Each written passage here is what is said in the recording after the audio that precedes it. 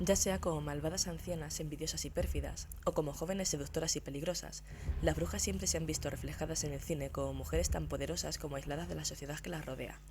El séptimo arte ha creado una suerte de mitología llena de símbolos en torno a la figura de la bruja y de la mujer en particular, una suerte de imaginario popular que ha ido evolucionando tanto con el discurrir del tiempo como con las cambiantes corrientes filosóficas de pensamiento de las décadas. A todo esto debe sumarse la importancia de la visión del director sobre esta figura y su expresión en su propia obra. Todo ello ha incidido profundamente en la evolución de la representación de las brujas, haciéndola paralela a la visión de la misma por parte de la sociedad. Si retrocedemos a los albores de la historia de la humanidad, veremos que la presencia de la magia es omnipresente. Las historias de magos, chamanes y brujas siempre nos han acompañado. Sin embargo, la figura femenina que encauza la magia ha suscitado muchísimo más interés que su contraparte masculina, apareciendo en muchísimas más ocasiones en relatos e historias populares.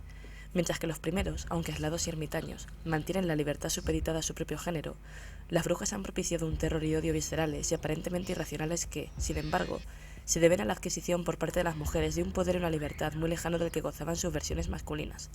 Quizá por esta diferencia, precisamente, estas últimas han sido representadas a menudo de una forma tan injusta como estereotipada.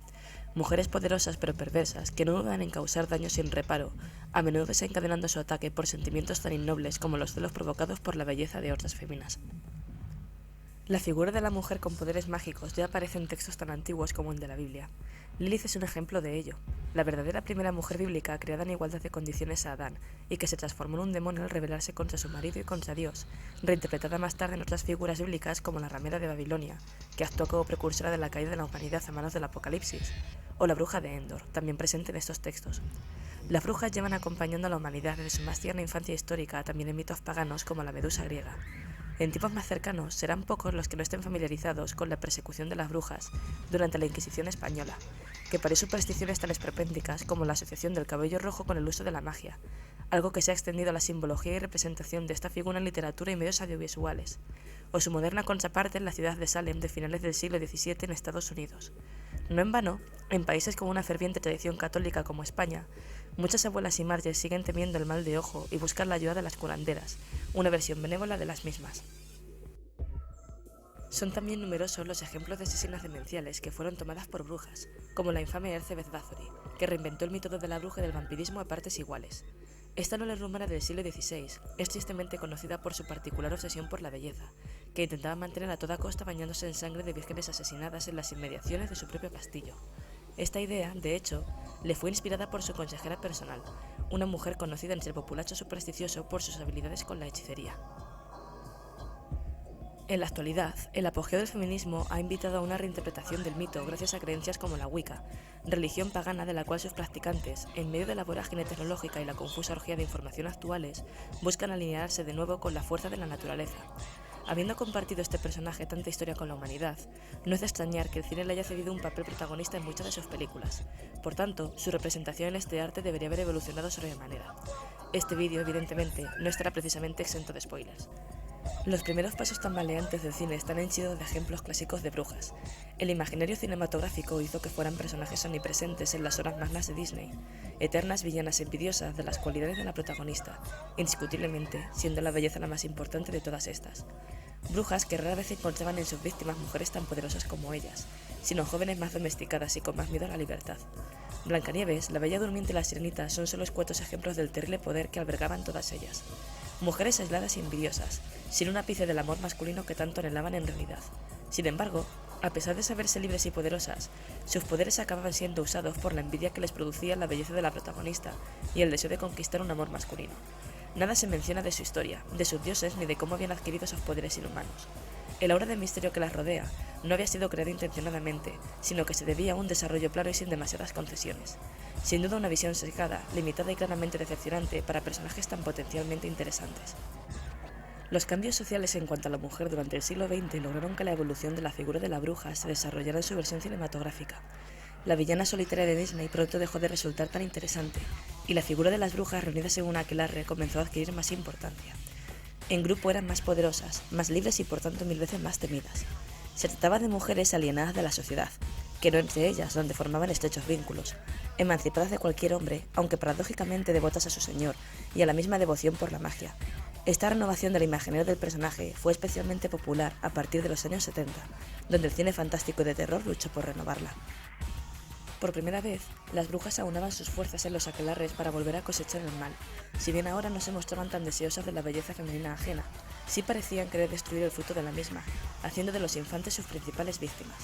Suspiria, una excelente cinta de terror de 1972, y de cuyo sobresaliente remake añado estas imágenes, es un perfecto ejemplo de ello.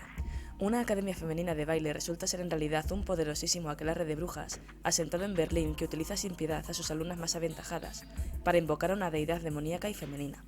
La elección de Alemania como el asentamiento de este aquelarre no es meramente anecdótico, pues la película tiene un interesantísimo pozo político, aderezado con las leyendas germánicas, de brujas asentadas en sus bosques celebrando la noche de Walpurgis. Esta película, que es la primera parte de una trilogía más bien irregular que explora las brujas, nos muestra cómo la crueldad y el poder de estos personajes no hace sino acentuarse cuando están reunidas. Exhibe, además, por primera vez la idea de la magia como fuerza meramente femenina y expresión creadora más allá de la concepción de vida, haciendo del arte y la danza el catalizador perfecto para poner en práctica las más diabólicas posesiones, hechizos e invocaciones. Aún así, se puede percibir una concepción muy alejada del feminismo. En Fraternidad, las brujas, lejos de practicar la camaradería y la solidaridad entre ellas, no dudan en hacer daño a sus congéneres si éstas se alejan de los fines que las primeras habían estipulado para ellas. Interesantísimas, además, son las escenas donde el baile y la magia son relacionados con la sexualidad femenina, en especial de la protagonista, cuando afirma sentir un frenesí sexual cuando se entrega por completo a la danza. Gracias a ello, queda totalmente emancipada de la necesidad de un hombre para alcanzar dicho placer. Los aquelarres de brujas quedaron totalmente asentados en el cine en los años 80 y 90. Hocus Pocus, películas de Disney en imagen real de 1987, volvió a presentar a las mismas como principales villanas. La película ofrece una visión infantil pero también inquietante de tres brujas poderosísimas y malignas que utilizaban sus poderes, esta vez, no para conquistar a un hombre, sino para conseguir la juventud eterna. Matar a niños para ello no les suponía ningún problema.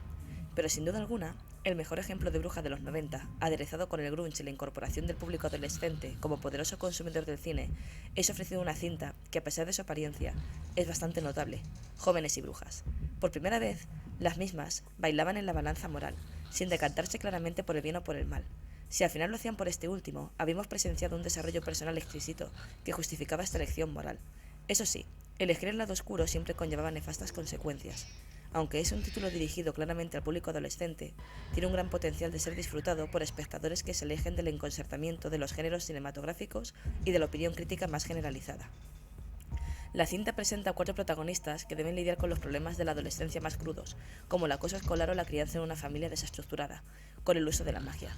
Lo que a priori será una ayuda para lidiar con estos obstáculos tan mundanos, pronto se tornará en una amenaza difícil de controlar. Una película que, a pesar de estar insertada en el género fantástico y adolescente, explora los embates de la adolescencia con gracia y arrojo. El título nos regaló a Nancy, sin duda alguna una de las villanas más interesantes de los últimos años, con un desarrollo psicológico profundamente justificado. Su aparente locura, sus explosiones violentas y lo que a priori parece una intrínseca maldad, están plenamente justificadas por los embates que la vida le ofrece en una época tan suculenta como es la adolescencia. Durante estas décadas, las brujas tuvieron también un importantísimo papel en las series de televisión, siendo su representación muy diferente a la cinematográfica. Dada que su longitud permite un desarrollo de personajes mucho más elaborado, las brujas, que en muchas ocasiones adquieren un papel protagonista, dejan de presentarse como personajes planos y sin escrúpulos para utilizar su poder de forma altruista. Embrujadas es el estandarte de esta temática, presentando, de nuevo, a 3 hermanas que no dudan en utilizar sus poderes en pos del bien. Sus temporadas permitieron una evolución de personajes, donde sus idas y venidas con el bien y el mal no fueron para nada frívolos. Sin embargo, sin duda alguna, el ejemplo de la forja de una bruja desde sus inicios hasta adquirir el máximo dominio de sus poderes, a la par que desarrolla su personalidad y sus relaciones sociales, es Willow, de Buffy Cazavampiros. La que parecía la eterna mejor amiga, tímida, torpe y geek, siempre rezagada a la sombra de la protagonista de la historia, acabó siendo el personaje más poderoso de la serie, más incluso que la que da nombre a la misma. Como personaje perfectamente desarrollado que es, Willow coquetea con ambos lados de la moralidad, a veces de forma peligrosa, pero siempre con una razón argumental plenamente justificada. El personaje fue tan popular que muchos achacan su culpa el resurgimiento de la religión Wicca ya mencionada anteriormente. Sin duda, un personaje dibujado con mano maestra, de cuyo perfecto desarrollo muchos guionistas actuales deberían aprender. Una triste excepción a este atípico desarrollo de personajes en series de televisión es claramente American Horror Story, en especial su desigual tercera temporada. La mayoría de sus protagonistas, muchas de ellas de nuevo adolescentes, se empeñan en utilizar sus poderes para fines más bien egoístas. La líder de la Aquelarre, una mujer ya entrada en años y con una henchida experiencia, derrocha todo su potencial por su particular y obsesiva búsqueda del cáliz de la eterna juventud. Que las brujas que no utilizan sus poderes con fines egoístas o aviesos acaben adquiriendo su posición de liderazgo en este aquelarre no significa que la representación de las mismas sea digno y bien dibujado. El cine de los primeros años del siglo XXI volvió a regalarnos interesantes ejemplos de brujas. El proyecto de la Bruja de Blair, estrenada en el año 2000, es una película que muchos todavía recordarán. Concebida como uno de los proyectos propagandísticos más originales e inquietantes del cine de terror, fue publicitada como una suerte de snuff movie que mostraba los últimos movimientos de sus desafortunados protagonistas, unos jóvenes estudiantes de cine que decidían rodar un documental sobre el mito de unas brujas en un bosque de Maryland. Por desgracia para ellos, las leyendas resultaron ser ciertas, siendo atacados por estas villanas con una virulencia nunca vista hasta la fecha. Las caras e identidades de las mismas no eran mostradas en absoluto, pero no era necesario, pues su amenazante presencia se hacía sentir desde el primer minuto de la película. Lo único que quedaba claro es que este desconocido aquelarre estaba formado por mujeres tan despiadadas como las reflejadas en los albores del cine décadas antes. En los últimos años, este medio se resiste a ofrecer una imagen más benevolente de las brujas. Lords of Salem, dirigida por el inefable Rob Zombie, es un perfecto ejemplo de este hecho. Como el resto de las películas de su filmografía, la fotografía a veces nos recordará un videoclip musical, donde la banda sonora cobra especial relevancia en el desarrollo de la historia.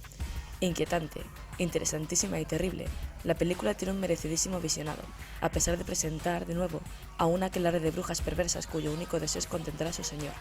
En esta ocasión, las mujeres del mismo hacen, primero, las veces de mensajeras y después de catalizadoras del poder de Satanás. Estas brujas, lejos de buscar solidaridad en otras mujeres, hacen de ellas sus víctimas, dividiendo claramente entre las que sirven al sistema establecido, a las que no dudan en sacrificar, y a las que escapan del mismo, distinguiéndolas como posibles nuevas acólitas.